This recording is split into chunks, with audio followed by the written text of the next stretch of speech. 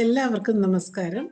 IFPHന്റെ 1855 പ്രതിദിന സൂം വെബിനാറിലേക്ക് എല്ലാവരെയും സ്വാഗതം ചെയ്തുകൊള്ളുന്നു. ഇന്ന് നമ്മളുടെ ക്ലാസ് ആരംഭിക്കുന്നതിന് മുമ്പ് ഒരു നിമിഷം ഈശ്വര പ്രാർത്ഥന. ഇന്ന് നമുക്ക് അതിഥിയായി എത്തിയിരിക്കുന്ന നമ്മുടെ എല്ലാം പ്രിയങ്കരനായ ഡോക്ടർ TN ശ്രീധരക്കുറുപ്പ് സാറാണ്.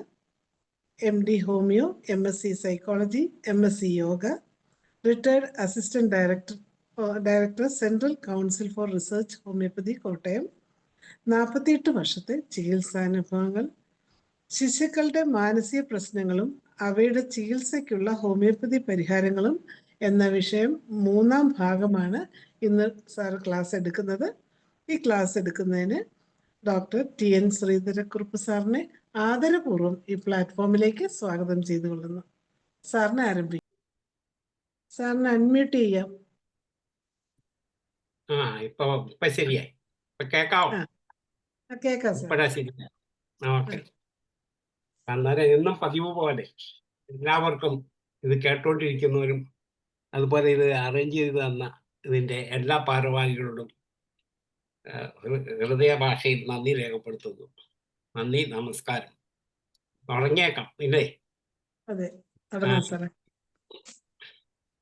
ഇന്ന് ഞാൻ 3-ാമത്തെ ഇതിനെടുക്കുന്നത് വൈകാരിക രോഗങ്ങൾ കുട്ടികളിൽ എന്നുള്ളതാണ്. കുട്ടികൾ മൃദുല മനസ്കരാണ്. വൈകാരിക രോഗങ്ങൾ കുട്ടികളിൽ സാധാരണമാണ്. ഭയം, ഉത്കണ്ഠ, ഇരുട്ട്, മൃഗങ്ങൾ, പിശാചുക്കൾ തുടങ്ങി നിരവധി കാരണങ്ങൾ കുട്ടികളിൽ ഭയമുണർത്തുന്നു. ഭയത്തിൻ്റെയും ഉത്കണ്ഠയുടെയും കാഠിന്യം അധികരിക്കുമ്പോൾ, അത് തുടർച്ചയായി നിലനിൽക്കുമ്പോൾ, അവരുടെ ജീവിതക്രമങ്ങളെ ബാധിക്കുമ്പോൾ പരിഹാര മാർഗങ്ങൾ ആവശ്യമായി വരുന്നു. മനസ്സിലാവുന്നുണ്ടോ? ശരിയാണോ? ശബ്ദമൊക്കെ ശരിയാണോ? സ്പീഡ് കൂടുതലാണെ പറഞ്ഞോണേ. സ്പീഡ് കൂടുതലുണ്ടെ പറഞ്ഞോണോ? ഓക്കെ. പരിചിതമായ ചുറ്റുപാടുകളിൽ നിന്നും ഏറ്റവും അടുത്ത ബന്ധുക്കളിൽ നിന്നും അകന്നു നിൽക്കേണ്ടി വരുമ്പോൾ അസാധാരണമായ ഭയവും ഉത്കണ്ഠയും ചില കുട്ടികളിൽ പ്രകടമാകുന്നു. വേർപിരിഞ്ഞിരിക്കുന്ന അവസ്ഥയിൽ വിവിധതരം ഭയാശങ്കകൾ ഇവരുടെ മനസ്സ് നിറയുന്നു. സ്വയം ഏതെങ്കിലും അപകടത്തിൽപ്പെടുമോ, തൻ്റെ പ്രിയപ്പെട്ടവർക്ക് എന്തെങ്കിലും സംഭവിക്കുമോ, ആരെങ്കിലും തട്ടിക്കൊണ്ടു പോകുമോ തുടങ്ങി നിരവധി അസ്വസ്ഥതകൾ അവരെ വേട്ടയാടുന്നു. വെറുതെ കരയുക, ഉറക്കക്കുറവ്, ദുസ്വപ്നങ്ങൾ തുടങ്ങി പലവിധ ലക്ഷണങ്ങൾ ഇവർ പ്രകടമാക്കിയേക്കാം. തലകറക്കം, ഛർദ്ദിൽ, വയറ്റുവേദന, ശരീരവേദനകൾ തുടങ്ങി നിരവധി വിഷമതകൾ ഇവയോടൊപ്പം പ്രത്യക്ഷപ്പെടാം. വേർപിരിയുണ്ടാകുന്ന ഉത്കണ്ഠ, അതായത് സെപ്പറേഷൻ ആൻസൈറ്റി, ഇവിടെ ലക്ഷണങ്ങളാണ് മുകളിൽ പറഞ്ഞിരിക്കുന്നത്. 3 വയസ്സിനും 6 വയസ്സിനും ഇടയിലുള്ള കുട്ടികളിലാണ് ഈ വിഷമതകൾ ഏറ്റവും അധികം കണ്ടുവരുന്നത്. ഇപ്പം സ്ത്രീകളോട് ജോലി ചെയ്യാൻ തുടങ്ങിയുകൊണ്ട് സാഹചര്യങ്ങൾ കൊണ്ട് കുട്ടികളെ വേറെ കെയർ ടേക്കറെ ആക്കുക, അല്ലെങ്കിൽ വല്യച്ഛൻ്റെയും വല്യമ്മയും അല്ലെ വേറെ ആരെങ്കിലും ആക്കുക, ചെറുപ്പത്തിലെ തന്നെ ഇപ്പം ഈ ബേബി സിറ്റിങ്ങിൽ ഇരുത്തുക. അങ്ങനെയപ്പം കുട്ടികളുടെ മനസ്സിൽ, അതായത് TA സൈക്കോളജി അനുസരിച്ചിട്ട് 3 to 6 years ഭയങ്കരമായ ഈ ചെറുപ്രായത്തിൽ, അതായത് 1 വയസ്സ് മുതൽ കുട്ടിക്ക് ഐഡന്റിഫിക്കേഷൻ ഇതൊക്കെ തുടങ്ങും. അത് ഞാൻ വേറൊരു ദിവസം ക്ലാസ്സുകളിൽ അത് എടുക്കാം. എപ്പോഴൊക്കെ കുഞ്ഞിൻ്റെ ഈ അറിവ് വർദ്ധിക്കുന്നെന്നും അതിനെക്കുറിച്ചൊക്കെ ലൈഫ് സൈക്കോളജി എന്തോ എടുക്കാം. അന്നേരം അത് മനസ്സിലാവും. അന്നേരം ആ കുട്ടിക്ക് അന്നേരം അമ്മ ഇട്ടിട്ട് പോകുമോ, അമ്മേ അമ്മേ എന്നും പറഞ്ഞ് കരയാൻ തുടങ്ങും. അപ്പോൾ ഉള്ളവരൊക്കെ രാവിലെ ജോലിക്ക് പോകണം. അന്നേരം അതുപോലെ തന്നെ കുട്ടികളെ ഇപ്പം എല്ലാവരും എക്സ്ട്രാ കരിക്കുലർ ആക്ടിവിറ്റീസിനൊക്കെ വിടുന്നുണ്ട്. അതായത് പഠിത്തം കൂടാതെ ഇപ്പം എൻ്റെ മകന് കൊച്ചുമകന് 2 പെൺകുട്ടികളാണ്. മൂത്തത് 9-10 വയസ്സോളമായി. അത് ജിംനാസ്റ്റിക് പഠിക്കുന്നുണ്ട്. രണ്ടാമത്തെ കുട്ടി 3.5 വയസ്സേ ആയുള്ളൂ. പക്ഷേ അതിനും പഠിച്ചാൽ കൊള്ളാവുന്നുണ്ട്. പക്ഷേ വേറൊരു ആ സ്കൂളിൽ പോകാൻ പേടിയാണ്. ഇങ്ങനെ പല പല അസ്വസ്ഥതകളാണ് പിള്ളേർക്ക്. നമുക്ക് പറഞ്ഞാൽ മനസ്സിലായി. ഞാൻ എൻ്റെ ഒരു അനുഭവം പറയാം. ഞാൻ കുഞ്ഞായിരിക്കുമ്പോൾ, ഞാൻ 3-3.5 വയസ്സേ ഉള്ളൂ. അന്നൊക്കെ മണലിലാണ് പഠിക്കുന്നത്, ആശാൻ പള്ളിക്കൂട. അതിന് ആശാൻ പള്ളിക്കൂട എന്നാണ് പറഞ്ഞുകൊണ്ടിരുന്നത്. പിന്നെ അതിന് കളരി എന്നൊക്കെ പറയുമായിരുന്നു. ഞങ്ങളുടെ സമയത്ത് മണലിലാണ് എഴുതുന്നത്, ഓലയും നാരായം ഒക്കെ വെച്ചാ. ആശാന്റെ ഈ നാരായം കാണുമ്പോഴേ നമുക്ക് പേടിയാ. ആശാൻ ഇതുകൊണ്ട് വല്ലതും ചെയ്യുമോ എന്നൊക്കെ ഉള്ള പേടിയുണ്ടായിരുന്നു. ഒരു പ്രാവശ്യം എന്നെ എടുത്തു. അന്നൊക്കെ ഈ മണ്ണിലാണ് എഴുതുന്നത്. ഞാൻ ഈ ഐ പഠിച്ചോണ്ടിരുന്നപ്പോൾ ചാച്ചാ ചീച്ചി വന്നപ്പോഴത്തേനും പഠിച്ചോണ്ടിരുന്നപ്പം അത് എഴുതാൻ പറ്റിയില്ല. എന്തോ എനിക്കൊരു അസുഖം ഇതുകൊണ്ടാരും പറ്റിയില്ല. അപ്പം അവിടെ തന്നെ എൻ്റെ ചേച്ചിയും ട്യൂഷൻ പഠിക്കുന്നുണ്ട്. എന്നെക്കാട്ടി ഒരു 2 വയസ്സിന് മൂത്ത എൻ്റെ ചേച്ചി. അപ്പം ആശാൻ എന്നാ ചെയ്തു, 4-5 മണി ആയപ്പം എന്നെ ഈ ഇതിൻ്റെ ഒരു ഇരുട്ടുമുറിയിലിട്ട് അടച്ചിട്ട് കൂട്ടിയിട്ട് ആശാനങ്ങ് വീട്ടിൽ പോയി. ചേച്ചി കരഞ്ഞു കുളിച്ച് വീട്ടിൽ ചെന്നു. അച്ഛൻ വേറെങ്ങാണ്ട് കൃഷിസ്ഥലത്ത് പോയിരിക്കാൻ. അച്ഛൻ വന്നപ്പോഴത്തേനും ചേച്ചി കരഞ്ഞോണ്ട് അവിടെ ഓടിയിരിക്കുക. അന്നേരം അന്നത്തെ കാലത്ത് ഈ വണ്ടിയും വെഹിക്കിളൊന്നുമില്ല. ഒരു 7-8 കിലോമീറ്റർ നടക്കണം. ആശാൻ വേറൊരു ദശയില, ഞാൻ വേറൊരു ദശയില, ഞങ്ങളുടെ വീട്. അച്ഛൻ വന്ന് ഏകദേശം 8 മണിയായി. ഞാൻ അവിടെ കിടന്ന് കരയും ഉരുളുകയും ബഹളം വെക്കുകയും എല്ലാം ഇടിക്കുകയും ഒക്കെയാണ്. അവസാനം അച്ഛൻ വന്ന് ആശാനെ വിളിച്ചുകൊണ്ട് വന്ന് തുറന്നു. പിറ്റേ ദിവസം തൊട്ട് ഞാൻ ആ സ്കൂളിൽ പോയിട്ടില്ല. പിന്നെ എന്നെ എൻ്റെ അച്ഛൻ്റെ വീട്ടിനടുത്തുള്ള ഒരു കളരിയിലാണ്, ഒരാശാട്ടിയാണ് വളരെ ശ്രദ്ധയോടുകൂടി, അതായത് വളരെ ശ്രദ്ധയോടുകൂടി എന്നെ മടിയിലൊക്കെ ഇരുത്തി, ആശാനും ആശാട്ടി മടിയിലിരുത്തി പറഞ്ഞ് ഇതുപോലെ ഒരു വിജയദശമി സമയത്താണ് എന്നെ കൊണ്ട് അവിടെ ആക്കുന്നത്. അത് കിഴക്കോട്ട് തിരിച്ചു നിർത്തി. ഞങ്ങളുടെ അടുത്താണ് പനഞ്ചിക്കാട് അമ്പലം, ദക്ഷിണ മൂകാംബിക ക്ഷേത്രം. അവിടെ കേൾക്കാമോ? ഇപ്പൊ കേക്കാം സാർ. കുറച്ചു നേരത്തേക്ക് സാർ കേൾക്കാമോ?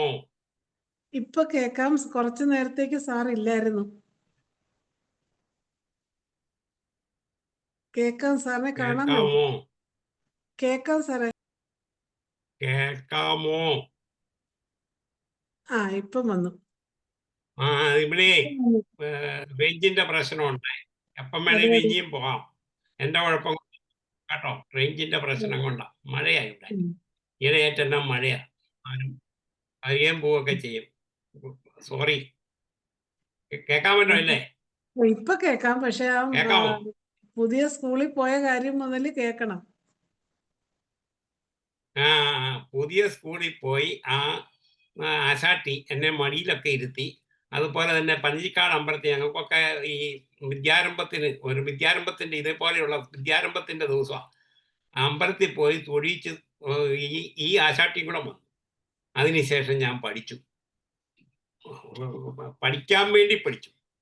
മറ്റേ ആശാന്റെ ഈ പേടിപ്പീരും.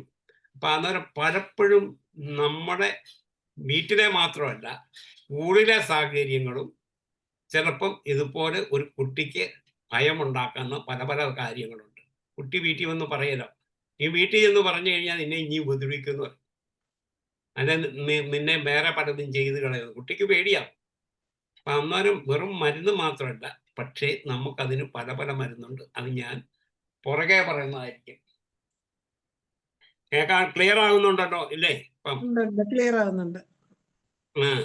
ഇതിനെ സ്കൂൾ ഫോബിയ എന്നാണ് പറയുന്നത്. ഇത് ഞാൻ എൻ്റെ അനുഭവം, വേറെ ഒത്തിരി പറയാനുണ്ട്. പക്ഷേ അന്നേരം മെഡിസിനെ കുറിച്ച് പറയാനില്ലാത്തതുകൊണ്ട് അതിനോട്ടൊന്നും കിടക്കുന്നില്ല. ഇടയ്ക്ക് സമയം കിട്ടിയാൽ അത് പറയാം. ഇതിനെ സ്കൂൾ ഫോബിയ എന്നാണ് പറയുന്നത്. ഈ മാതാപിതാക്കൾ നിന്നും ഗൃഹാന്തരീക്ഷത്തിൽ നിന്നും വേർപിരിഞ്ഞ് നിൽക്കുമ്പോഴുണ്ടാകുന്ന ഉത്കണ്ഠ സ്കൂളിൽ പോകുന്നതിനുള്ള വിമുഖതയ്ക്ക് വഴി തെളിയിക്കാം.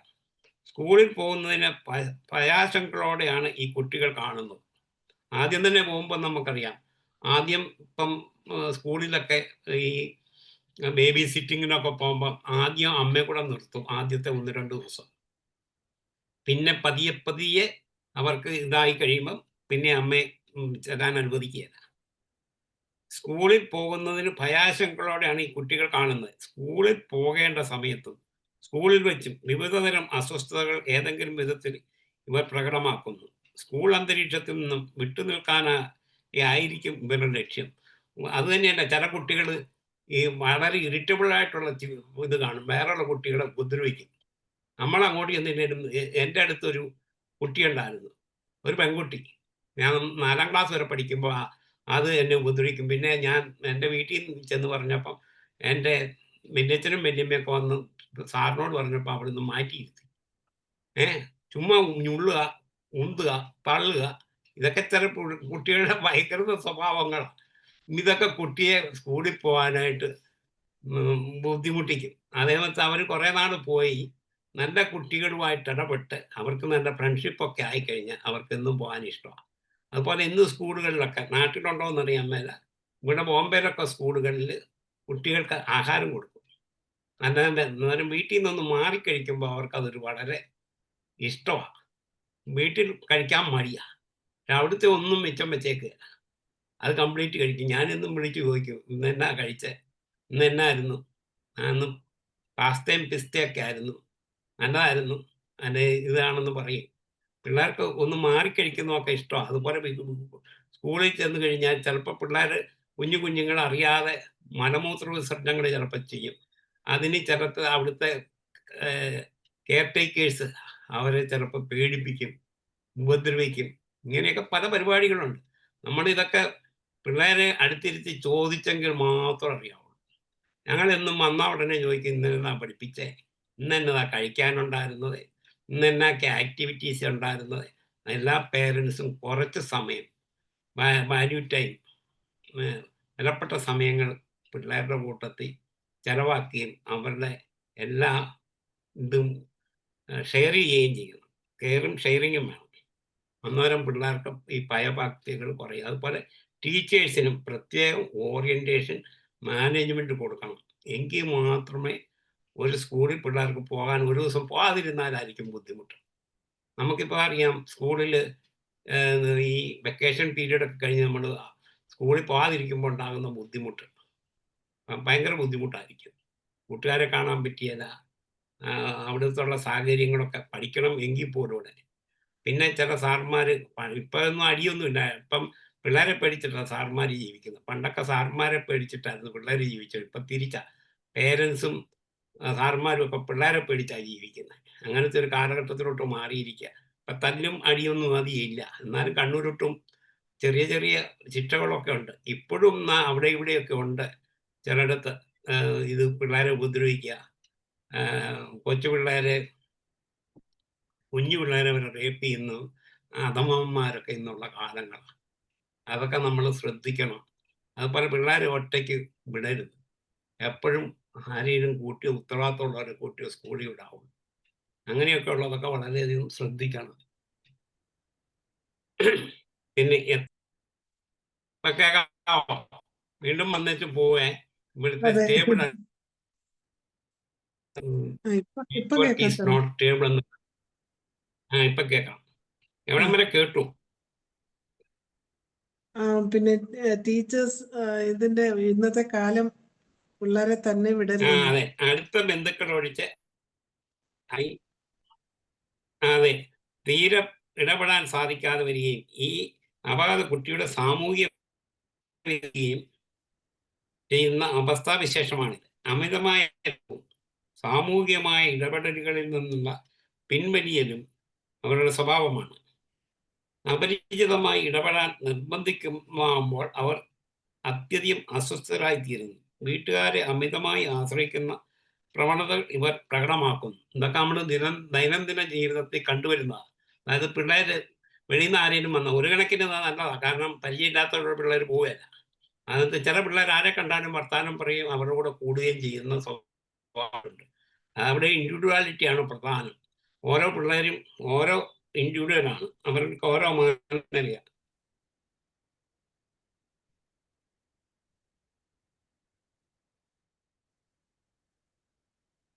ഇത് ഞാൻ ഇപ്പൊ പറയുന്നത്, ഞാൻ അതിനിടയ്ക്ക് പറഞ്ഞത് എന്തുമാത്രം കേട്ടെന്നറിയത്തില്ല. ഞാൻ ഈ സബ്ജക്റ്റ് ശ്രദ്ധിക്കണം, ഇത് പോയാൽ അറിയത്തില്ല. അന്നേരം പറഞ്ഞേക്കണേ. ഇത് ഇങ്ങനെയുള്ള കുട്ടികളിൽ മാതാപിതാക്കൾ സാധാരണ വളരെയധികം ഉത്കണ്ഠയുള്ള, ഇവർക്ക് സ്വാതന്ത്ര്യവും മാർഗനിർദ്ദേശവും ആവശ്യവും അനിവാര്യവുമാണ്.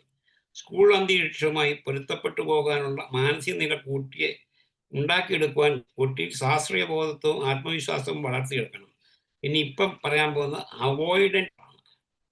ഏകദേശം 9 മാസം പ്രായമാകുന്നതോടെ ശിശുക്കൾ ബന്ധുക്കളെയും അപരിചിതരെയും അറിയുവാനുള്ള കഴിവ് നേടിയിരിക്കും. 9 മാസത്തിനകം 2.5 വയസ്സിനും ഇടയിലുള്ള കാലഘട്ടത്തിൽ അപരിചിതരായ ആൾക്കാരും ചുറ്റുപാടുകളും കുട്ടികളിൽ ഭയമുണ്ട്. കാലക്രമത്തിൽ അപരിചിതരോടുള്ള ഭയം ഇല്ലാതാകുന്നു. പിന്നെ അടുത്തടുത്ത് കുറച്ച് നാൾ കഴിയുമ്പോൾ ചില കുട്ടികൾക്ക് ഒരാളെ കാണുമ്പോൾ 1-2 ദിവസത്തിന് 2-3 ചിലപ്പോൾ 5 മിനിറ്റോ 10 മിനിറ്റോ ഓരോരുത്തരും ഓരോ തരത്തിലായിരിക്കും.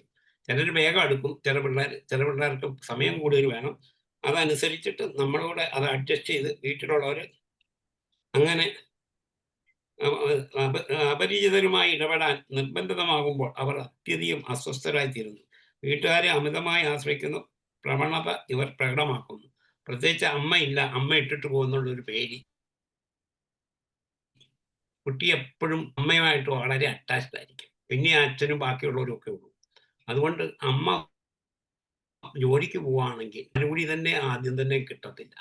കാരണം ജോലി തിരക്കിലുള്ള അമ്മമാർക്കാണെങ്കിൽ ആ അവധി കഴിയുമ്പോൾ അവർക്ക് പോകേണ്ടി വരും. പിന്നെ കുഞ്ഞിനെ ശ്രദ്ധിക്കാനൊക്കെ വേറെയുള്ളവരെ ഏൽപ്പിച്ചിട്ടാവും. കുഞ്ഞിനെ ഇട്ടേച്ച് പോകാന്നുള്ള കുഞ്ഞിൻ്റെ ഉള്ളിൽ അതിനുണ്ടാകുന്ന ആ പരിഭ്രമം ഭീതിയൊക്കെയാണ് പ്രധാനം. ഇതിനെക്കുറിച്ചൊക്കെ ഇതിനെക്കുറിച്ച് ആൻസൈറ്റിക്കുള്ള മെഡിസിൻ പുറകെ പറയുന്നതായിരിക്കും. അത് വേറെ സെക്ഷനിലൊക്കെയാണ്. പിന്നെ അമിതമായ ഉത്കണ്ഠയാണ് ഈ രോഗത്തിൻ്റെ പ്രധാന ലക്ഷണം. നിസ്സാര കാര്യത്തെക്കുറിച്ചും ഭാവിയിൽ നടക്കാനിരിക്കുന്ന നിസ്സാര സംഗതികളെക്കുറിച്ചും അമിതമായി ചിന്തിച്ച് വ്യാകുലപ്പെടുക, പരീക്ഷകളെക്കുറിച്ചും പൊതുചടങ്ങുകളിൽ പങ്കെടുക്കുന്നതിനെക്കുറിച്ചും വിദൂരസ്ഥ അപകട സാധ്യതയെക്കുറിച്ചും ഇവർ അതീവ അതിരുകവിഞ്ഞ് ഉത്കണ്ഠപ്പെടുന്നു. മറ്റുള്ളവർ മോശമായി വിലയിരുത്തപ്പെടുമോ എന്ന് ചിന്തിച്ച് അസ്വസ്ഥമാകുന്നു. ഉറക്കക്കുറവ്, നെഞ്ചിടിപ്പ്, ശ്വാസവിമിഷ്ടം, ഉദരസംബന്ധമായ അസ്വസ്ഥതകൾ എന്നിവ സാധാരണമാണ്. എപ്പോഴും വലിഞ്ഞു മുറുകിയ അവസ്ഥയിലായിരിക്കും. അതായത് ഞാനൊരു കേസ് പറയാം. അതായത് എൻ്റെ ഒരു അയൽവക്കത്ത് ഒരു ഡിസ്ട്രിക്ട് സ്കൂളിൽ പോകാറാകുമ്പോൾ എന്നും ഛർദിയാണ്, അതിൻ്റെ ലൂസ് മോഷനാണ്. സ്കൂളിൽ പോകുമ്പോൾ സ്കൂളില്ലാത്ത ദിവസം ഇല്ല. പല സൈക്കോളജിസ്റ്റിനെയും സൈക്കാട്രിസ്റ്റിനെയും ഒക്കെ കണ്ടു. അപ്പം ഇതൊക്കെ സാധാരണ നമുക്ക് കിട്ടുന്ന കേസ്. ചിലർ ചികിത്സിക്കാൻ വരും, ചിലർ ഡോക്ടറുടെ അടുത്തൊന്നും പോകില്ല, അവൻ്റെ സ്വഭാവമാണെന്നും പറഞ്ഞ് വീട്ടിലിരിക്കും.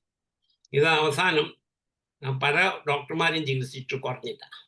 ഞാൻ ആദ്യം മരുന്നൊന്നും കൊടുത്തില്ല, വെറും മാത്രമേ കൊടുത്തുള്ളൂ. ഇപ്പം പ്ലാസിബോ, ഇന്നൊരു ക്ലാസ് ഉണ്ടായിരുന്നു മുഴുവൻ പ്ലാസിബോയെ കുറിച്ചാണ് ഹിന്ദിയിൽ. അപ്പം അന്നേരം പ്ലാസിബോ കൊടുത്തു, കുട്ടിയെ മാറി താമസിപ്പിച്ചു ഒരു റിലേറ്റീവിൻ്റെ. അവിടുന്ന് കുട്ടി പോകാൻ തുടങ്ങി, ഒരു കുഴപ്പമില്ല. ഇന്ന് എൻ്റെ ഒരു കൂട്ടത്തിൽ പഠിച്ച ഒരു സുഹൃത്ത് ഒരു ലേഡി ഡോക്ടർ വിളിച്ചിട്ടുണ്ട്. അവരുടെ മകൻ ഈ ചങ്ങനാശ്ശേരിയിലുള്ള ഒരു റെസിഡൻഷ്യൽ സ്കൂളിലാണ്, വളരെ പേരുകെട്ടൊരു സ്കൂളാണ്. അവിടെ ആഹാരം ശരിയല്ല, വീട്ടിൽ നിന്ന് ഒരു സാധനം കൊണ്ടുവരാൻ പറ്റിയില്ല, കറക്റ്റ് സമയമാണ്.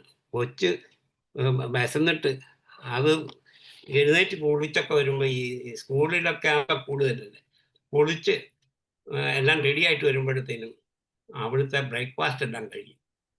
പിന്നെ ഒരു ചായ മാത്രം കുടിച്ചോണ്ടാണ് സ്കൂളിൽ പോകുന്നത്. സ്കൂളിൽ പിന്നെ എന്നെ വിളിച്ച് ചോദിച്ചു, എന്നാ ചെയ്യുന്നു ഡോക്ടറെ? കാരണം അവരൊന്നും സൈക്കോളജിയുടെ ക്ലാസ്സിനൊന്നും പോയിട്ടില്ല. DHMS കഴിഞ്ഞപ്പോൾ എല്ലാ പരിപാടിയും നിർത്തി, വെറും ഒരു പ്രാക്ടീസ് മാത്രമേ ഉള്ളൂ, വേറെ അത് ഇപ്പം അധികം ഇല്ല. അന്നേരം എന്നോട് വിളിച്ച് ചോദിച്ചു, ഡോക്ടർ സൈക്കോളജി ഒക്കെ പഠിച്ചതല്ലേ എന്ന്. ഞാൻ പറഞ്ഞു, എന്നാ ദൂരമുണ്ടോ? ഒരു 8-9 കിലോമീറ്റർ ഉള്ളൂ, ഡെയിലി പോയി വരാൻ പറ്റുന്നതാണ്. അന്നേരം കൂടുതൽ നമ്മൾ കേസ് ടേക്കിംഗ് എടുത്തപ്പം ആ സ്കൂളിൽ ഇതേ സിസ്റ്റം. അവിടെ പിള്ളേർക്ക് 11 വരെ ഇരുന്ന് വായിക്കണം, രാവിലെ 5 മണിക്ക് എഴുന്നേക്കണം. എഴുന്നേറ്റില്ലെങ്കിൽ ചിലപ്പം ചെറിയ അടിയൊക്കെ കൊടുക്കും, അതിന് വെള്ളം മേലെ ഒഴിക്കും, വാർഡനൊക്കെ വന്നു. അത് വളരെ സ്ട്രിക്റ്റ്. അത്രയും സ്ട്രിക്റ്റ് ആകുന്ന സാഹചര്യത്തിൽ പിള്ളേർക്ക് ജീവിക്കാൻ പാടില്ല. എന്നാൽ ബ്രദറുണ്ടായിരുന്നു, അത് സെക്കൻഡ് ഇയറിലാണ് പഠിക്കുന്നത്. അതും ഇത് തന്നെ, അത് ഇവർ രണ്ടും അയൽവക്കമാണ്. അന്നേരം അത് ആദ്യം വന്ന് പറഞ്ഞപ്പോൾ അവരെല്ലാം വിചാരിച്ചു ഇവന് വെളിയിലൊക്കെ പോയി പഠിച്ച സ്ഥിതി ആയതുകൊണ്ട് ഇവിടെ വന്നതിന്റെ ബുദ്ധിമുട്ടാണ് അവർ വിശ്വസിച്ചില്ല. 2 പിള്ളേരും ഇങ്ങനെ പറഞ്ഞപ്പം അവര് കഴിഞ്ഞ ആഴ്ച മുതൽ സ്കൂളിൽ നിന്ന് വന്നിട്ട് ഡേ സ്കോളറായിട്ട് വിടുക. ഒരു വണ്ടി പിടിച്ച് ഒരു ഓട്ടോറിക്ഷയ്ക്ക് 2 പേരും കൂടെ കൂട്ടിയിട്ട് അവിടെ കൊണ്ടുവരും. ദിവസം 400 രൂപ കൊടുക്കണം. എന്നാലും പിള്ളേരുടെ പഠിത്തവും ആരോഗ്യപരമായിട്ടുള്ള സാഹചര്യങ്ങളും അതുപോലെ പല സ്ഥലങ്ങളിലും ഈ ഹോസ്റ്റലുകളിൽ മാടൻ കപ്പും മാടൻ പിള്ളേർക്ക് കൊടുക്കാനുള്ള സാധനങ്ങളുടെ കമ്മീഷൻ മേടിക്കും. വേണ്ടിയ ആഹാരങ്ങളൊന്നും കുട്ടികൾക്ക് സമയാസമയങ്ങളിൽ ആഹാരങ്ങൾ കിട്ടാതെ വരും. അതൊരു വലിയ പ്രശ്നമാണ്. എന്നാലും പിള്ളേർക്ക് പള്ളിക്കൂടത്തിൽ പോകാനായിട്ട് മടി വരും. ഒന്ന് അനാരോഗ്യം, പിന്നെ 2 ഈ ആരോഗ്യപരമായിട്ടുള്ള ആഹാരങ്ങളെല്ലാം കിട്ടുന്നെങ്കിൽ അവർക്ക് അവിടെ നിൽക്കാനും വീട്ടിൽ നിന്ന് വന്നാൽ തിരിച്ചു പോകാനും ഒക്കെ ഉള്ള മടി കൂടുതലായിരിക്കും. ഇതൊക്കെ വളരെയധികം വീട്ടിലുള്ളവർ ശ്രദ്ധിക്കേണ്ടിയ പ്രത്യേക കാര്യങ്ങൾ. പലയിടത്തും സ്കൂളിൽ കൊണ്ടുപോയിട്ട് വിട്ട് കഴിഞ്ഞു കഴിഞ്ഞാൽ ഇതൊക്കെ നമ്മുടെ അനുഭവത്തിൽ കൂടെ പഠിപ്പാണ്. കഴിയുന്നതും പിള്ളേരെ അതിന് ചില ഗുണങ്ങളുണ്ട്, അതിന് ചില ദോഷങ്ങളും ഉണ്ട്. അഴുക്ക് കൂട്ടുകെട്ടുകളും ഇതുമൊക്കെ പഠിക്കാനും എളുപ്പമുണ്ട്. അപ്പം അന്നേരം ആരോഗ്യപരമായിട്ടുള്ള ഫിസിക്കൽ, മെൻ്റൽ, എമോഷണലായിട്ടുള്ള പിള്ളേരെ വളർത്താനുള്ള സാഹചര്യങ്ങൾ നമ്മൾ ഉണ്ടാക്കി കൊടുക്കുക എന്നുള്ളത് അതുപോലെ തന്നെ ഈ സ്കൂൾ മാനേജ്മെൻറ്റിൻ്റെയും കർത്തവ്യമാണ്. ഇപ്പം സ്കൂളിലൊക്കെ ലീഗൽ സെല്ലുകളും ഒക്കെ ഉണ്ട്. അതുപോലെ തന്നെ ഈ കൗൺസിലിങ്ങും ഒക്കെ കൊടുക്കുന്നുണ്ട്. പക്ഷേ എന്നാലും പോരാ. എല്ലാ ഗവൺമെൻറ് സ്കൂളുകളിലൊന്നും അങ്ങനെയുള്ള സൗകര്യങ്ങളൊന്നും ഇല്ല, കുറവാണ്. എന്നാലും ചില പ്രൈവറ്റ് അതുകൊണ്ട് മാതാപിതാക്കളും അതായത് രക്ഷിതാക്കളും സ്കൂൾ മാനേജ്മെൻറ്റും ടീച്ചർമാരും എല്ലാം ശ്രദ്ധിച്ചെങ്കിലേ ഒരു കുട്ടിയെ ഒരു നല്ല കുട്ടിയായിട്ട് വളർത്തി ഒരു നല്ല പൗരനായിട്ട്, ഇന്നത്തെ കുട്ടികളാണ് നമ്മുടെ ദേശത്തിൻ്റെ സമ്പാദ്യം, അവരെ നല്ലതായിട്ട് വളർന്നാൽ മാത്രമേ ഉള്ളൂ.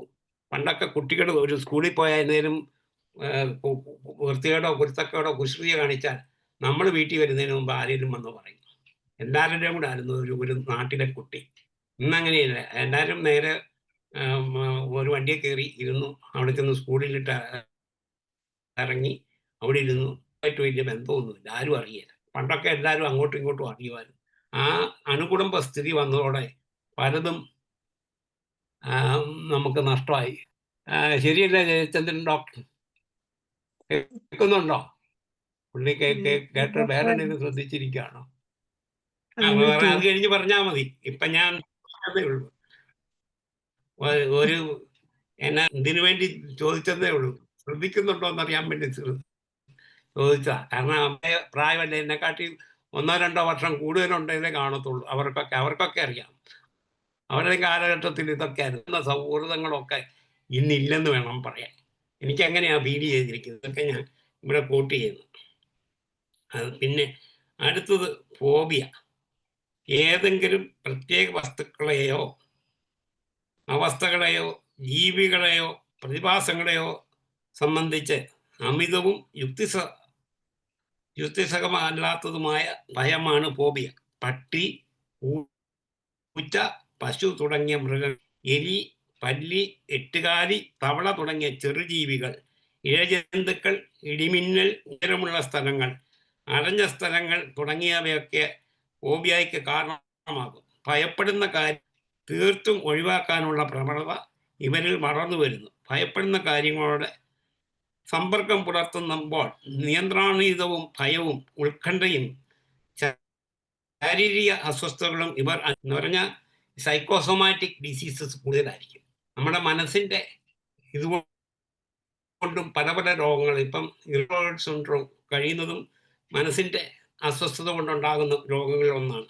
മനഃശാസ്ത്ര ചികിത്സ പ്രധാനപ്പെട്ട ഒന്നാണ്. രോഗകാഠിന്യം കൂടുതലാണെങ്കിൽ ഔഷധ ചികിത്സയും വേണ്ടിവരും. അത് രണ്ടും സൈഡ് ബൈ സൈഡ്.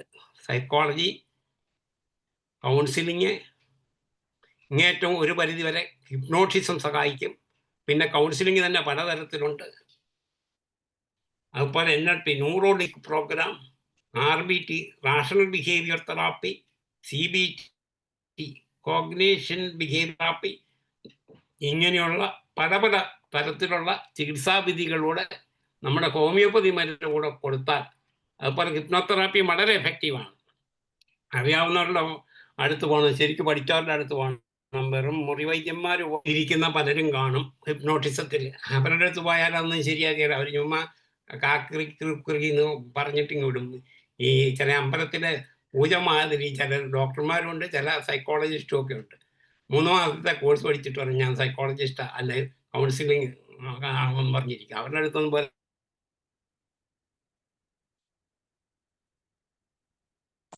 ശരിക്ക് എക്സ്പീരിയൻസ് എല്ലാം വേണം. ഞാൻ എപ്പോഴും പറയാറുണ്ട്. ഇനി നമുക്ക് കേൾക്കാവോ?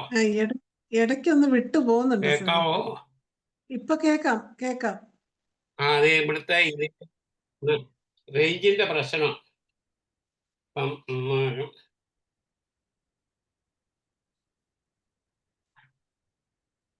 ഇപ്പൊ ഫോബിയയെ കുറിച്ച് ഇതെല്ലാം വരുന്നത് ഫോബിയയുടെ അണ്ടറിലാണ്.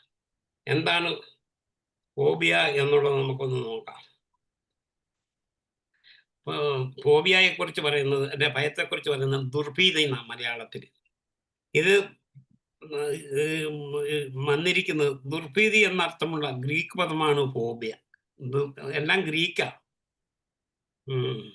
ലാറ്റിനും ഗ്രീക്ക് ഇതുമൊക്കെയായി ഈ മെഡിക്കൽ ടെർമിനോളജി എല്ലാം വരുന്നത്.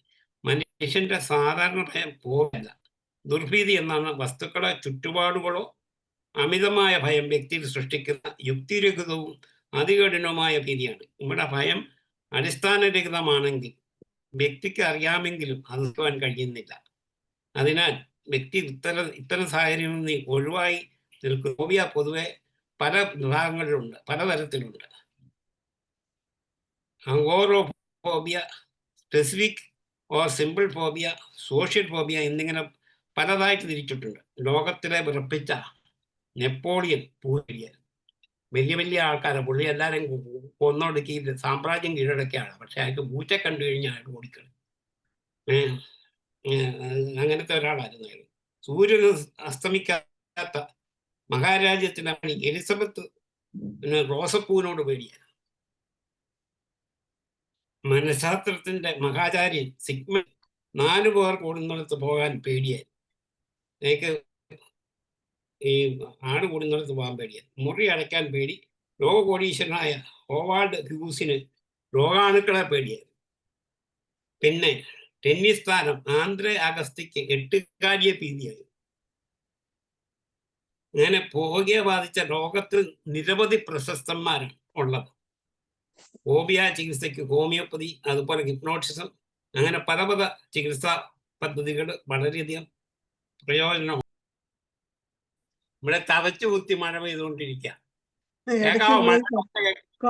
ഇല്ല സാറേ, കുറച്ചു നേരം ഞങ്ങൾ കേട്ടില്ല. എട്ടുകാലിയെ പേടി വരെ കേട്ടുള്ളൂ. അങ്ങനെ പല പ്രശസ്തന്മാർക്കും പലതും പേടിയാണ്.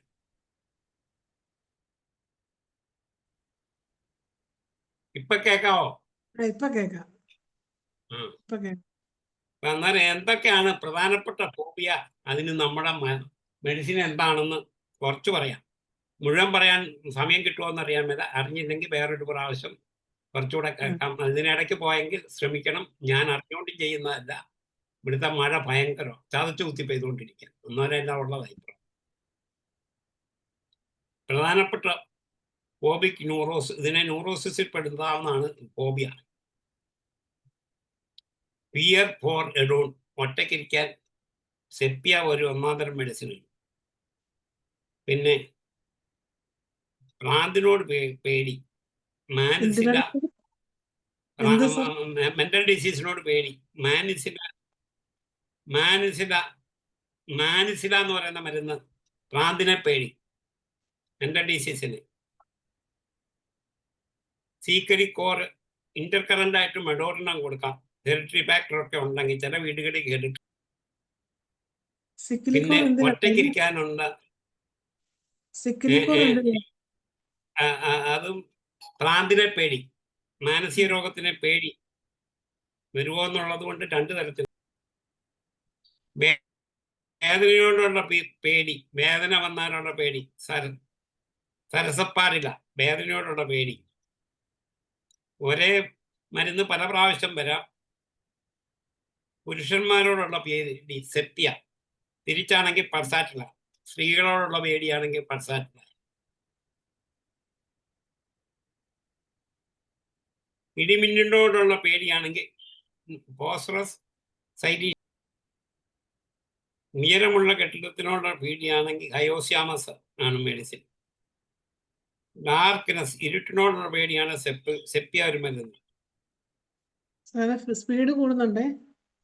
ഉയരമുള്ള കെട്ടിടത്തിന്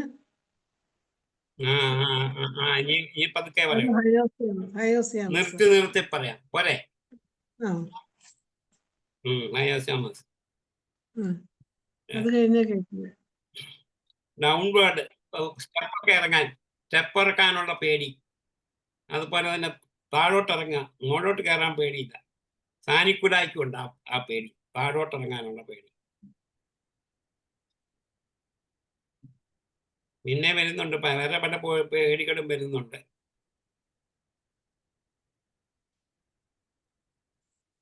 ഗോസ്റ്റിനെ പേടി, പൾസാറ്റിലായിക്കൊണ്ട്.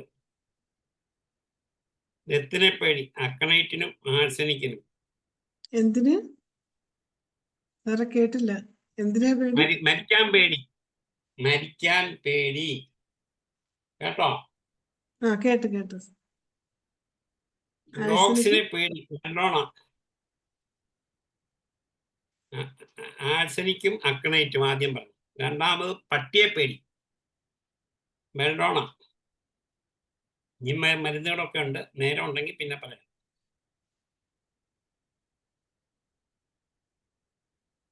ലൈംഗിക രോഗങ്ങൾ വരുമെന്നുള്ള പേടി, ഹയോസ്യാമസിനുള്ള ലൈംഗിക രോഗങ്ങൾ വരുമെന്നുള്ള പേടി അവർക്കുണ്ട്. അതായത് ലൈംഗിക രോഗങ്ങൾ, അതായത് ലൈംഗികമായിട്ടുള്ള, അതായത് ഗുണോറിയ, സിഫിലിസ് മുതലായത്. അതിന് മെഡോറിന ഒരു നല്ല മെഡിസിനാണ്. സിഫിലിനം ഒരു നല്ല ഇന്റർകറന്റ് ആണ്. ഫിയർ ഫോർ എക്സാമിനേഷൻ, ഇത് ഒത്തിരി പേർക്കുള്ള ഫിയർ ഫോർ എക്സാമിനേഷൻ, പരീക്ഷയെ പേടി. അനാകാർഡിയം, ലൈക്കോപോഡിയം, പിക്രിക് ആസിഡ്, ആർജന്റനൈട്രിക്കം, ജെർസീമിയം, ഇതൊക്കെ വരാം.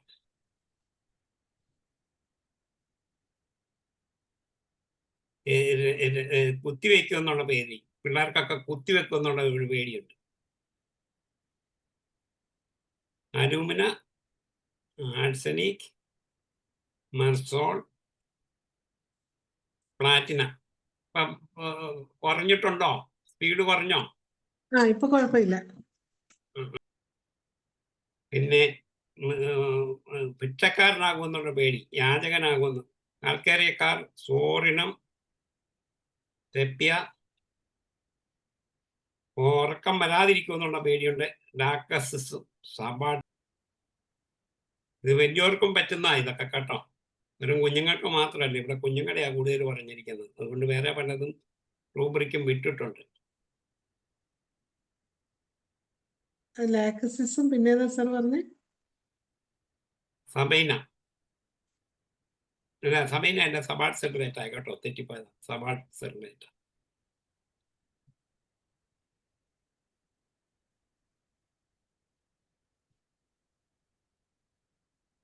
നൈഫിനെ പേടി, പിച്ചാത്തി ഭയങ്കര പേടിയാണ്, മുറിവോ എന്നുള്ള പേടിയാണ്. സ്പൈജീരിയ,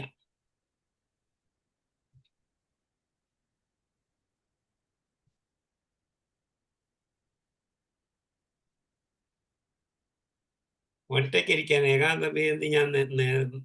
ഏകാന്തമായിട്ടിരിക്കാനുള്ള പേടി, ഒറ്റയ്ക്കിരിക്കാനുള്ള പേടി. അത് നേജ, പണയം മേക്ക്.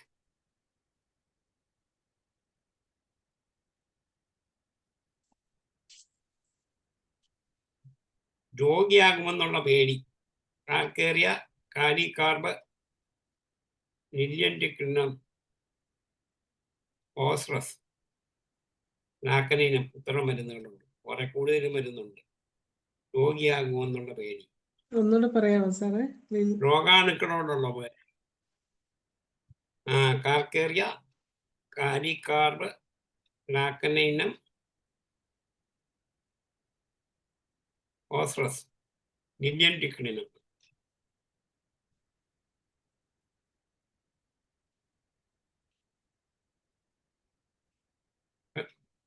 പതിയെ പറഞ്ഞാൽ മതി, എങ്ങനെ പോയാൽ മതിയോ? ഇങ്ങനെ പോയാൽ മതി.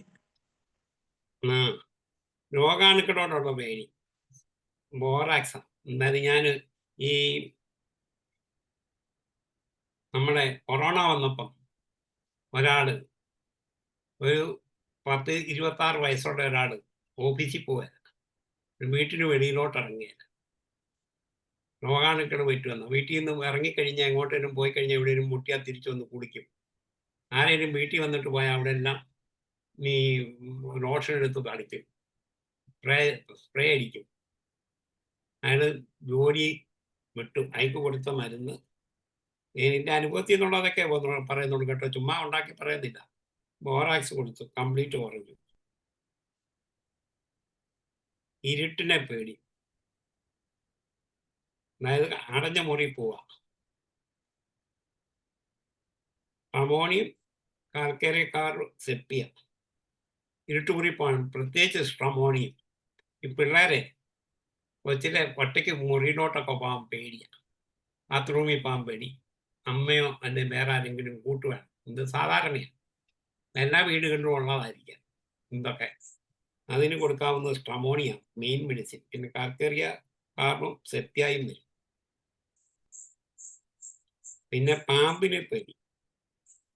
ഞാൻ ഒരിക്കൽ പാമ്പിനെ പേടി തന്നെയല്ല, ഈ നല്ല കയറോ നല്ല വാഴക്കച്ചിയൊക്കെ കിടന്നാൽ പാമ്പാണെന്നുള്ള തോന്നൽ. അതിന് കയോസ്യാമസ്, ട്യൂബർകുലം, നേട്രമോർ, അങ്ങനെ ഒരു കേസ് ഞാൻ കുറച്ചിട്ടുണ്ട്. എൻ്റെ ഒരു സീനിയർ, ഞാൻ കണ്ടിട്ടൊക്കെ ഒത്തിരി സീനിയർ.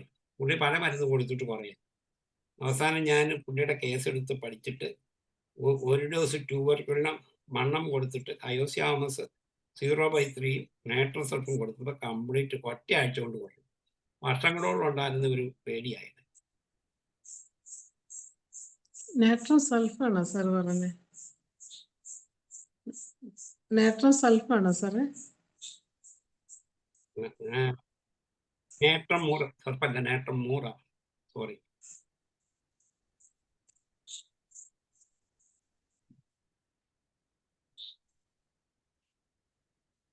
രോഗഭീതി കാർക്കേറിയക്കാർ, കാലിക്കാർബ് ഞാൻ പറഞ്ഞെന്നാ വന്നത്. ലാക്കനൈനം, നില്യൻറ്റിക്, ഓസ്രസ് നേരത്തെ പറഞ്ഞതാണെന്ന് തോന്നുന്നു. അത് പറഞ്ഞു. പ്രേതത്തെ പേടി, എന്തോ അത് പിള്ളേര് സ്ട്രമോണിയം പറഞ്ഞായിരുന്നു. സ്ട്രമോണിയം പറഞ്ഞോ എന്നതിൻ്റെ അകത്ത് അത് പ്രേതത്തെയും സ്ട്രമോണിയത്തിന് പേടിയുണ്ട്. അതായത് പോസ്റ്റുണ്ട്, മോൺസ്റ്ററുണ്ട്.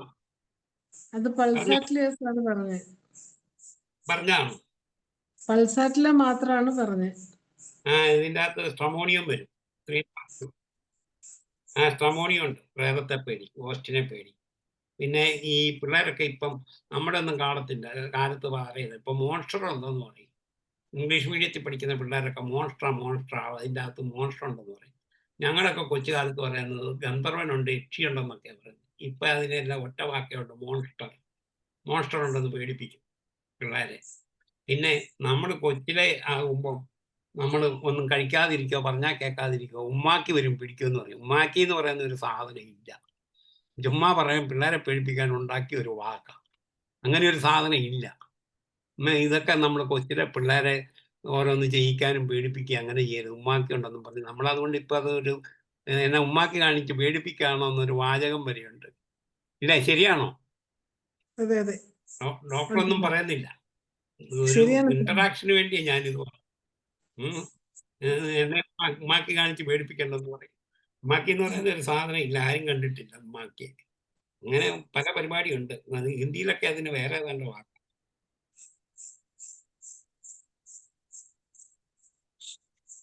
പിന്നെ സോഷ്യൽ ഫോബിയ, സാമൂഹ്യ ഭീതി.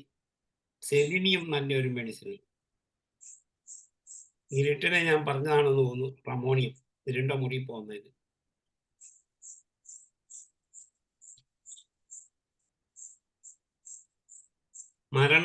ഭീതി, അക്കണൈറ്റ്. ഞാൻ അത് രണ്ടും തമ്മിലുള്ള വ്യത്യാസം പറഞ്ഞു. പറഞ്ഞു തരാം. ഇത് കഴിഞ്ഞ ഉടനെ പറഞ്ഞു തരാം. മരണഭീതി, aconite, arsenic. Fear of thunderstorm, അതായത് ഇടിയെ പേടി, ഇടിവെട്ടിനെ. ജെർസീമിയം വെറാട്രമാൻ.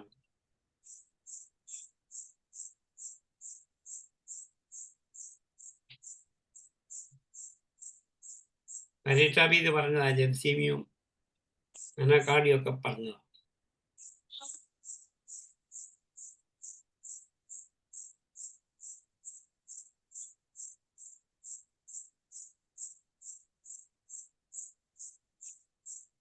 അതിന് മുമ്പ് സാർ അത് ഇടിമിന്നലിനെ ബ്ലേഡിനെ പേടി, എന്തെങ്കിലും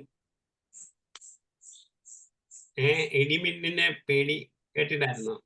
അത് ഫോസ്ഫറസും സൈലീഷ്യയും പറഞ്ഞിരുന്നു. പറഞ്ഞതാ.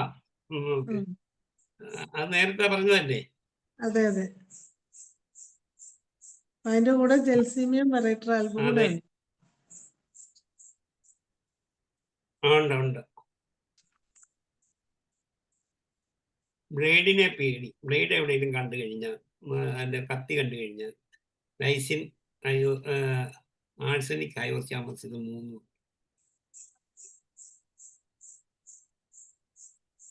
പിന്നെ അപരിചിതരെ കാണുമ്പോൾ നേരത്തെ ഞാൻ പറഞ്ഞ ഒരു ഇതാ, വെറൈറ്റ കാർ. കൊച്ചു കുട്ടികൾക്കൊക്കെ പരിചയമില്ലാത്തവരെ കണ്ട അവർ അടുത്തില്ല. പിന്നെ മൃഗങ്ങളെ പേടി, ബെള്ളോണ, ചൈന, മൃഗഭീതി. പ്രത്യേകിച്ച് കറുത്ത പട്ടിയൊക്കെ കണ്ട ബെള്ളോണയാണ് ഏറ്റവും കൂടുതൽ അതിന് വരുന്നത്.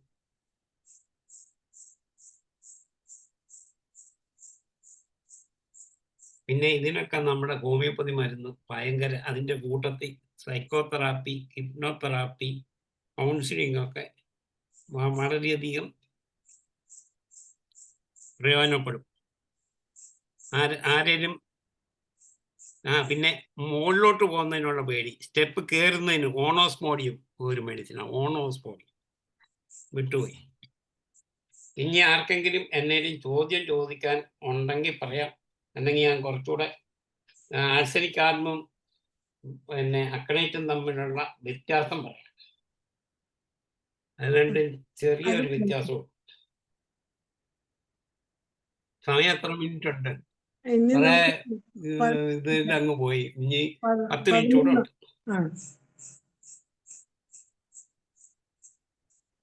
11 മിനിറ്റ്. പോണോ അതോ ചോദ്യമോ ക്വസ്റ്റ്യനോ വല്ലതും ഉണ്ടോ? ഇല്ല സാറേ, സാർ അത് പറയുന്നതല്ലേ, ആഴ്സും അക്കണൈറ്റും തമ്മിലുള്ള പറയാം. ആർക്കും ഇല്ലെങ്കിൽ എന്തെങ്കിലും ചോദ്യം ഉണ്ടെങ്കിൽ ഇടയ്ക്ക് മനസ്സ് അക്കണൈറ്റിന്റെ ആണ്. ഭയം കൂട്ടിച്ചേർക്കാനുണ്ടെങ്കിലും പറയാം.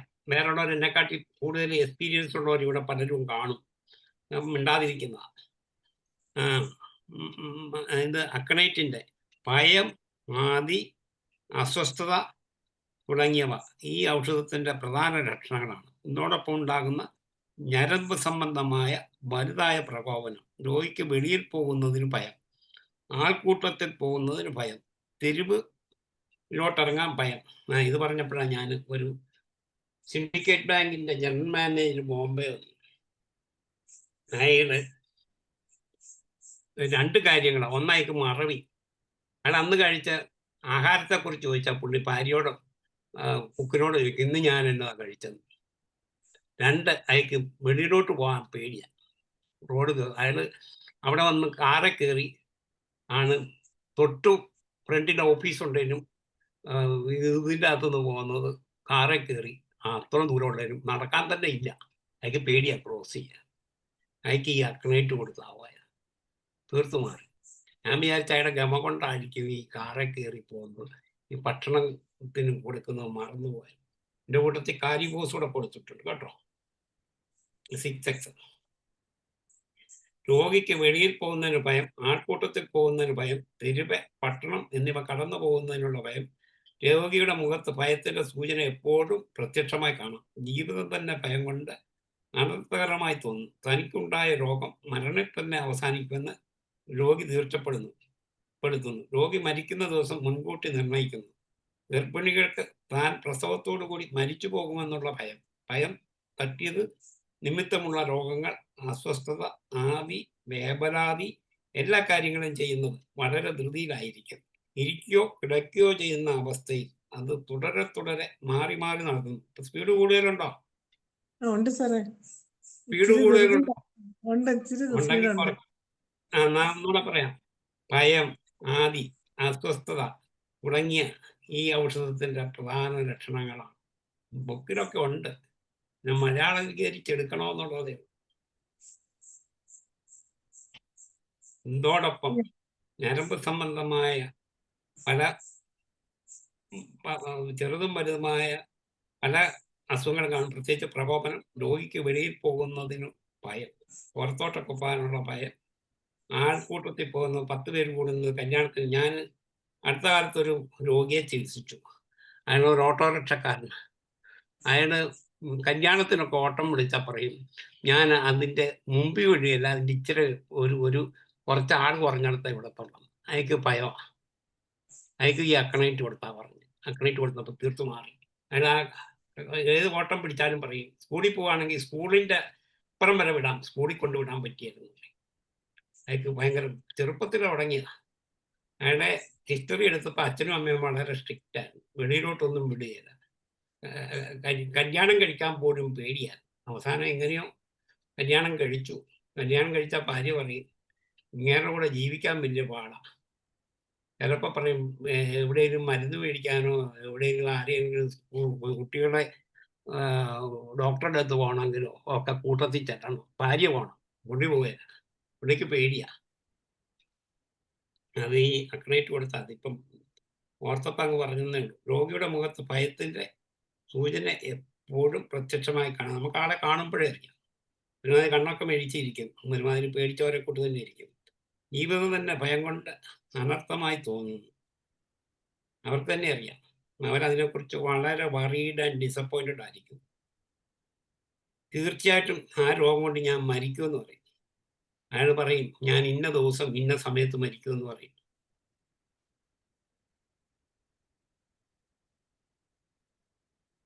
ഗർഭിണികളൊക്കെ ആണെങ്കിൽ ഈ പ്രസവത്തോടു കൂടി ഞാൻ തീരുമെന്ന് പറയും. അവർക്ക് പ്രസവിക്കാനും, ഈവൻ ചിലർക്ക് ഗർഭിണിയാകാൻ പോലും പേടി. വേറുള്ളവരുടെ ഇതൊക്കെ കേട്ടിട്ട്. അതും ഈ മരുന്ന് മാത്രമല്ല, ഈ കൗൺസിലിങ്ങും ഹിപ്നോതെറാപ്പിയും ഒക്കെ അതിന് വളരെയധികം സഹായമാണ്. ഭയം തട്ടിയത് നിമിത്തമുള്ള രോഗങ്ങൾ, അസ്വസ്ഥത, ആദി, വേവലാതി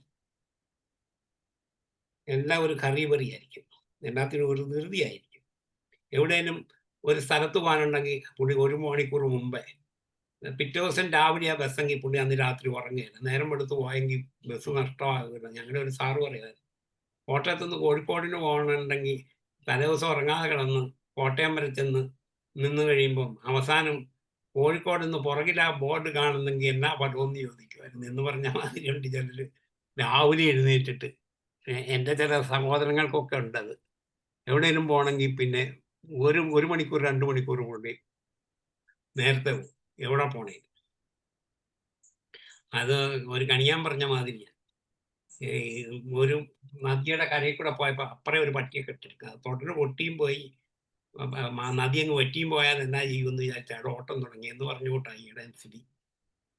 അങ്ങനെയുള്ള സ്ഥിതിയാണ്. ഇരിക്കുകയോ കിടക്കുകയോ ചെയ്യുന്ന അവസ്ഥയിൽ അത് തുടരെ തുടരെ മാറി മാറി നടത്തുന്നു. ഒരിടത്ത് ഇരുന്നേച്ച് ഉച്ചര കഴിയുമ്പോൾ എന്നുവെച്ച വേറൊരു സ്ഥലത്ത് പോയിരിക്കും. അവിടെ ഒന്ന് എഴുന്നേറ്റിട്ട് പിന്നെ നടക്കും. ഞാൻ ഒരാൾ വരുന്നെന്ന് ഉണ്ടെങ്കിൽ ആൾ വരുന്നിടം വരെ അയാൾക്ക് അസ്വസ്ഥത, ആൾ ഇങ്ങോട്ടും ഇങ്ങോട്ടും നടക്കും. പാട്ട് കേൾക്കുന്ന രോഗിക്ക് വളരെ അസഹനീയമായി തോന്നും. അത് കേട്ടാൽ രോഗി സഹിക്കുവാൻ കഴിയാത്ത വ്യസനം ഉണ്ടാക്കുന്നു. അത് സബൈനായിക്ക് ഉണ്ടാകുന്ന ലക്ഷണം. മാനസികമായിട്ടുള്ള അസ്വസ്ഥതയെക്കുറിച്ച് ഞാൻ പറഞ്ഞത് കൂട്ടത്തിൽ അത് പറഞ്ഞതേ ഉള്ളൂ. മാനസികമായ ആദി, മനോവിഷമം, ഭയം തുടങ്ങിയ ഏത് നിസ്സാര രോഗാവസ്ഥയിൽ പോലും രോഗികളിൽ കാണാവുന്നതാണ്. ഇതാണ് പ്രധാനം. അതുപോലെ തന്നെ വേറൊരു ഇതിനോട് ഉപയോഗിക്കാവുന്ന ഒരു മരുന്നാണ് ആർജിനൻ നൈട്രിക്കം. ആർജിനൻ നൈട്രിക്കിനുള്ള പേടി രോഗികളോ ആരെങ്കിലും വീട്ടിൽ രോഗികളോ വേറെ എന്തെങ്കിലും അവർക്ക് അസുഖമാണെങ്കിൽ അവർക്ക് എപ്പോഴും കക്കൂസിൽ പോകണം, അല്ലെങ്കിൽ മൂത്രം ഒഴിക്കാൻ പോകണം. എപ്പോഴും അതൊരു ഇറിറ്റബിൾ ബവൽ സിൻഡ്രോമിന്റെ സിംറ്റം പോലെ കാണിക്കും. എപ്പോഴും കക്കൂസി പോണം. അത് ആർജിനൈറ്റിക്കിന്റെ ഒരു പ്രധാനപ്പെട്ട സിംറ്റം. ഇതിനകത്ത് 2 ക്വസ്റ്റ്യൻ അതിന്റെ കൂടെ വന്നിട്ടുണ്ട്. എന്റെ 2 എക്സ്പീരിയൻസിങ് ക്രേവിംഗ് ഫോർ ഉണ്ടോ? പറഞ്ഞു. അത് ഫിയർ ഓഫ് സമയം സ്പൈഡറും തീരാറായെന്ന് തോന്നുന്നു. ഇനി 3 തീരാറായി. മിനിറ്റേ ഉള്ളൂ. അതൊന്ന് ചോദിച്ചിരിക്കുന്നത് ഫിയർ ഓഫ് ആ സ്പൈഡർ. പറഞ്ഞു. ചോദിച്ചു. ഫിയർ ഓഫ് സ്പൈഡറും കോക്രോച്ചും. കോക്രോച്ച്. ഞാനത് നോക്കിയിട്ട് എന്നോട് ചോദിക്കാൻ പറഞ്ഞു. ഞാൻ നോട്ട് എഴുതി ഉണ്ടാക്കി വെച്ചു. അപ്പൊ ഇത് എന്നോട് നേരിട്ടൊന്ന് ചോദ്യയില്, അല്ലെങ്കിൽ അടുത്ത ക്ലാസ്സിൽ ഞാൻ പറയാം. ഞാൻ ഇവിടെ എഴുതി വെച്ചിട്ടുണ്ട്. എനിക്കറിയാം ഈ ചോദ്യം വരുമെന്ന്. പിന്നെ അതിന് വേറൊന്നുണ്ട്. ഈ സ്പിയർ ഓഫ് കോക്രോച്ച് ചോദിച്ചേ. അതെ, കോക്രോച്ചും ചോദിച്ചു, സ്പൈഡറും ചോദിച്ചു. സ്പിയർ 2 എണ്ണം, ഒന്ന് സ്പൈഡർ, മറ്റേതേതാ ചോദിച്ചേ? കോക്രോച്ച്. കോക്രോച്ചിന്റെ ഈ മരുന്ന് മാറ്റി അതിന് എക്സ്പോസർ തെറാപ്പി എന്ന് പറയുന്ന ഒരു പരിപാടിയുണ്ട്. അതായത് പാറ്റ ഒരിക്കലും ഒന്നും ചെയ്യത്തില്ല. അതൊന്ന് പറന്ന് മേത്തൂടൊക്കെ ഒന്ന് കയറി ഇറങ്ങി നടന്നിട്ട് ഓടും. അത് കടിക്കുമൊന്നുമില്ല. പിന്നെ അതിൻ്റെ ഒരു അഴുക്ക് മണമുണ്ട്. പ്ലാറ്റ കഴിച്ചിട്ടുള്ളവർക്കറിയാം. ഒരു മണമുണ്ട് അതിന്. അതിൻ്റെ കാട്ടത്തിനുമൊക്കെ സ്മെല്ലുണ്ടെന്നേ ഉള്ളൂ. അതൊന്നും ചെയ്യല്ല. അത് ഈ കക്കൂസിലൊക്കെ ഒളിച്ചിരുന്നിട്ട് സമയം കിട്ടുമ്പോൾ അത് വെളിയിലിറങ്ങി പറന്ന് നടക്കും. അത് അങ്ങനെയുള്ളതിനൊക്കെ ചെയ്യാൻ പറ്റുന്നത്, ഒരു സ്പൈഡർ കടിച്ചാൽ ചിലപ്പം വിഷം കാണുന്നിരിക്കാം, മറ്റേതിന് വിഷമൊന്നുമില്ല. അതുകൊണ്ട് ആ ആളെ എക്സ്പോസർ തെറാപ്പി എന്ന് പറയുന്ന ഒരു പരിപാടിയുണ്ട്. എക്സ്പോസർ തെറാപ്പി എന്ന് പറയുന്ന ഒരു സൈക്കോളജിക്കൽ തെറാപ്പിയാണ്. അതെങ്ങനെയാണെന്ന് ചോദിച്ചു കഴിഞ്ഞാൽ, ഒരു പാറ്റയെ ആർട്ടിഫിഷ്യലായിട്ട് ഉണ്ടാക്കുക. എന്നിട്ട് ഈ ആർട്ടിഫിഷ്യൽ പാറ്റ പോലെ ഇരിക്കുന്ന ഒരു സാധനമൊക്കെ കാണിച്ചു കഴിഞ്ഞിട്ട് അത് നമ്മൾ വീട്ടിൽ വെച്ച് കളിക്കുക. ഈ കളിപ്പാട്ടത്തിൻ്റെ കൂട്ടത്തിൽ അതുകൂടെ വെക്കുക. ഇതൊന്നും ചെയ്യുന്നില്ല. ഇത് വെറുതെ ഒന്നും ചെയ്യാനുള്ളതല്ല. ബാക്കിയുള്ള കളിപ്പാട്ടം പോലെ തന്നെയുള്ളതെന്ന് പറയും. പിന്നെ അത് കുറേശ്ശെ പതിയെ പാറ്റയെ തന്നെ എക്സ്പോസ് ചെയ്യുക. അതൊന്നും ചെയ്യരുതെന്ന് കാണിക്കുക. അങ്ങനെ അത് മാറും. പിന്നെ അതിൻ്റെ കൂട്ടത്തിൽ നമ്മുടെ മരുന്നുണ്ട്. ഈ ഇതുണ്ട്, ഇൻസെക്റ്റിനൊക്കെ ഉള്ള മരുന്നുണ്ട്. ഞാനെങ്ങാണ്ട് കുറിച്ചിട്ടുണ്ട്. അത് പിന്നീട് അടുത്ത ക്ലാസ്സിൽ പറയാം. ഞാനിപ്പോൾ ഓർക്കുന്നില്ല, മറന്നുപോയി. മറവി രോഗമുണ്ട്. പക്ഷേ നല്ല മരുന്ന് ഹോമിയോപ്പതി ഉണ്ടെങ്കിലും അത് കഴിക്കാൻ മറന്നുപോകും. അതാ അതിൻ്റെ അകത്ത് ഏറ്റവും വലിയ പ്രശ്നം. ഓക്കെ, അന്നേരം അതാണ് അതിൻ്റെ ചോദ്യത്തിൻ്റെ. അപ്പം സമയം തീർന്നെന്ന് തോന്നുന്നു. അല്ലെങ്കിൽ 1 മിനിറ്റ് കൂടെ ഉണ്ട്. ആർസെനിക് കൂടെ പറയണോ? വേഗം വേണേ ഒന്ന് പറഞ്ഞു പറയണോ? ഏതാ സാറേ? ആർസെനിക് ആൽബിന്റെ പേടി. ഇത് രണ്ടും വളരെയധികം അടുത്തുള്ള മരുന്ന്. വേഗം പറയുന്നു. 1 മിനിറ്റ് കൂടെ 2 മിനിറ്റ് കൂടെ എടുക്കാവോ? എടുക്കാം സാർ. അതെ, വിഷാദം. അന്നേരം എഴുതാൻ സമയം കാണുകയല്ലേ. വിഷാദം വ്യാകുലമായ നിരാശയോട് കൂടിയ ഉദാസീനമായ ഒന്നിനും താല്പര്യമില്ലാത്ത പ്രകൃതം, ആദിയുള്ള ഭയന്ന അസ്വസ്ഥത, അതിവേദനയോടുകൂടിയുള്ള വ്യസനത്തോടു കൂടിയ സ്വഭാവം, കോപം, അമിതഭേദിത്വം, ഈർഷ്യ, പെട്ടെന്ന് മുഷിയുന്ന പ്രകൃതം, അസുഖം എന്തുമാത്രം വർദ്ധിച്ചിരിക്കുന്നു അതിനനുസരിച്ച് വ്യസനം, അസ്വസ്ഥത, മരണഭീതി എന്നിവയും കൂടുതലായി കാണുന്നു. മാനസികമായി വർദ്ധിച്ച അസ്വസ്ഥതയുണ്ടെങ്കിലും ശരീരം അനങ്ങുന്നതിന് പോലും വലുതായ ക്ഷീണത്താൽ കഴിയുന്നില്ല. ഒരിടത്തും സ്വസ്ഥമായി സമാധാനമായി കിടക്കുന്നതിന് കഴിയാതെ തുടർച്ച വ്യസനം മാറി. മറ്റേതിനുമുണ്ട് ഇത് തന്നെ.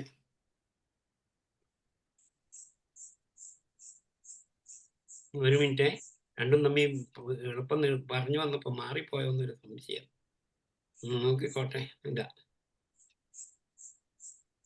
സാർ, ഇത് മറ്റേതിന് പറഞ്ഞില്ല. ശരിയാ. അസുഖം പഠിപ്പിച്ചില്ലെങ്കിലും കുഴപ്പമില്ല, ക്ലാസ് എടുത്തില്ലെങ്കിലും തെറ്റ് പഠിപ്പിക്കരുതെന്നാ എന്നെ പഠിപ്പിച്ച സാർമാര് പറഞ്ഞു. അമിത കോപം, ഈർഷ്യ, പെട്ടെന്ന് മുഷിയുന്ന പ്രകൃതം, അസുഖം എന്തുമാത്രം വർദ്ധിച്ചിരിക്കുന്നോ അതിനനുസൃതമായി വ്യസനം, അസ്വസ്ഥത, മരണഭീതി എന്നിവ കൂടുതലായി കാണുന്നു. മാനസികമായി വർദ്ധിച്ച അസ്വസ്ഥതയുണ്ടെങ്കിലും ശരീരം അനങ്ങുന്നതിന് പോലും വലുതായ ക്ഷീണത്താൽ കഴിയുന്നില്ല. ഒരിടത്തും സ്വസ്ഥമായി സമാധാനമായി കിടക്കുന്നതിന് കഴിയാതെ തുടർച്ചകൾ മാറി. അത് മറ്റതിനുമുണ്ടേ, കണക്റ്റിനുണ്ട്. ഒരു കിടക്കയിൽ നിന്ന് മറ്റൊരു കിടക്കയിലേക്ക് മാറിക്കിടക്കുന്നതിന് ആഗ്രഹം, ഒരു സ്ഥലത്ത് കിടന്ന് മാറി വേറൊരിടത്തേക്ക് കിടക്കുന്നു, വർദ്ധിച്ച ആദി, മരണഭീതി മരുന്ന് കഴിക്കുന്നത് കൊണ്ട് യാതൊരു ഫലവുമില്ലെന്നും രോഗം സുഖപ്പെടുകയില്ലെന്നും തീർച്ചയായും മരിച്ചു പോകുന്നുള്ള വിചാരം ഇതിനുമുണ്ട്. പിന്നെ ഒറ്റയ്ക്കിരിക്കുന്നതിനും ഉറങ്ങാൻ പോകുമ്പോഴും മരണഭീതി. രാത്രികാലങ്ങളിലുണ്ടാകുന്ന ആദ്യ കാരണം കിടക്കയിൽ നിന്ന് രോഗി ഉണർന്നെഴുന്നേറ്റ് ഓടുന്നു. അർദ്ധരാത്രിക്ക് ശേഷം അത് വർദ്ധിച്ചിരിക്കും. വെളുപ്പിന് 3 മണിയോട് സംഭ്രമവും ഓക്കാനവും ഉണ്ടാകുന്നു. ഇതാണ് അതിൻ്റെ പ്രധാന ലക്ഷണങ്ങൾ. ഇതാണ് 2. പിന്നെ ഒരു ഭീതിക്കുള്ള വേറൊരു മരുന്നാണ് സാനിപ്പിള. പിന്നെ ഒരെണ്ണം ബോറാക്സിനും ഉണ്ട് അതുപോലെ തന്നെ സിംറ്റംസ്. അതൊന്നും കൂടുതൽ പറയുന്നില്ല. പറഞ്ഞു കഴിഞ്ഞാൽ ഒരുപാട് സമയം പോകുമെന്നുള്ളത് കൊണ്ട് അതിലോട്ടൊന്നും പോകും. സാറേ നമുക്കിനി അടുത്ത ക്ലാസ് 4-ാം ഭാഗമായിട്ട് സാർ എടുത്താൽ മതി. അന്നേരം നോക്കാം എന്തെങ്കിലും എടുക്കാം. Okay, thank you very much for give me an opportunity. ഇത്ര നേരം കേട്ടുകൊണ്ടിരുന്ന എത്ര പേരുണ്ട്? 24 പേരുണ്ട്. 24 പേർക്കും എൻ്റെ ഹൃദയം നിറഞ്ഞ നന്ദി, നമസ്കാരം. ജയചന്ദ്രൻ സാർ ഡോക്ടർ കൈപൊക്കിയിട്ടുണ്ട്. ചോദ്യം ചോദിക്കുകയും സാറിന് നന്ദി പറയുകയും ചെയ്യണേ ജയചന്ദ്രൻ ഡോക്ടറെ. ചോദ്യം ചോദിക്കാനല്ല ഞാനിപ്പോ സാറിൻ്റെ അടുത്ത് വന്നത്. ഇന്നലെ IFPHന്റെ സെമിനാറിന് സാറിനെ കണ്ടില്ല.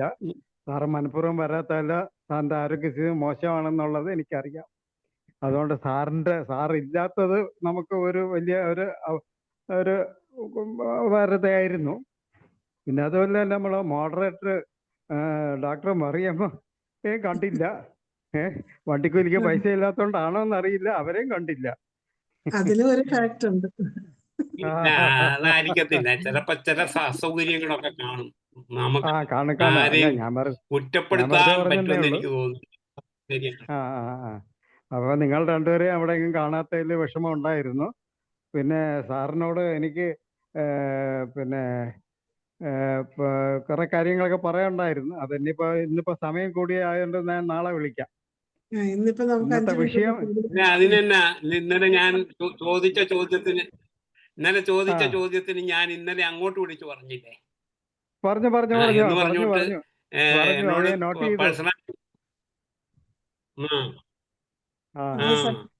എനിക്കറിയാൻ പഠിച്ചതിന് ശേഷം ഉടനെ വിളിക്കും.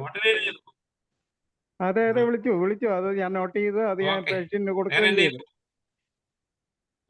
വേറെ 1-2 ഉണ്ട്. ഇനിയിപ്പോ സമയം പോയതുകൊണ്ട് ഞാൻ നാളെ വിളിക്കാം. നന്ദി പറയണേ സാർ. വിളിക്കാം. നാളെ വിളിക്കാം. ഫ്രീ സമയത്ത് വിളിക്കാം. തീർച്ചയായും വിളിക്കും. എന്തായാലും ഇന്ന് സാറിനെ നമ്മുടെ ഈ സ്ക്രീനിൽ കാണാൻ കഴിഞ്ഞതിലും സാറിൻ്റെ വിലയേറിയ ഉപദേശങ്ങൾ നമുക്ക് ഉപയോഗപ്രദമായ രീതിയിൽ പറഞ്ഞു തന്നതിനും സാറിനോടുള്ള അകമഴിഞ്ഞ സ്നേഹവും നന്ദിയും നമ്മുടെ IFPHലുള്ള ഈ പ്ലാറ്റ്ഫോമിലുള്ള എല്ലാവരുടെയും പേരിൽ ഞാൻ അങ്ങക്ക് വളരെയധികം സ്നേഹത്തോടെ അർപ്പിക്കുകയാണ്. ഇനിയും കാണണം എന്നുള്ള ആഗ്രഹത്തോടു കൂടി സാറിന് ആയുരാരോഗ്യ സൗഖ്യങ്ങൾ കിട്ടാൻ വേണ്ടി പ്രാർത്ഥിച്ചുകൊണ്ട് ഇന്നത്തെ ഈ പ്രോഗ്രാമിന് സാറിനോട് ഗുഡ് നൈറ്റ് പറയുന്നു. നന്ദി ജയചന്ദ്രൻ ഡോക്ടറെ. എന്തായാലും പതിവ് പോലെ കുറുപ്പ് സാർ നമുക്ക് വളരെ പ്രയോജനമുള്ളൊരു ക്ലാസ് ഇന്ന് തന്നു. ഇനിയും ഇതിൻ്റെ 4-ാം ഭാഗവുമായി എത്രയും വേഗം വരണം. സാറിന് ഒരിക്കൽ കൂടി നന്ദി അറിയിക്കുകയാണ്. അതുപോലെ ഇന്നത്തെ ഈ സൂം വെബിനാറിൽ പങ്കെടുത്ത എല്ലാവർക്കും പ്രത്യേകം നന്ദി അറിയിക്കുകയാണ്. ഇന്ന് നമ്മുടെ 1855-ാം പ്രതിദിന സൂം വെബിനാർ ഇവിടെ അവസാനിക്കുകയാണ്. എല്ലാവർക്കും ശുഭരാത്രി. Good night.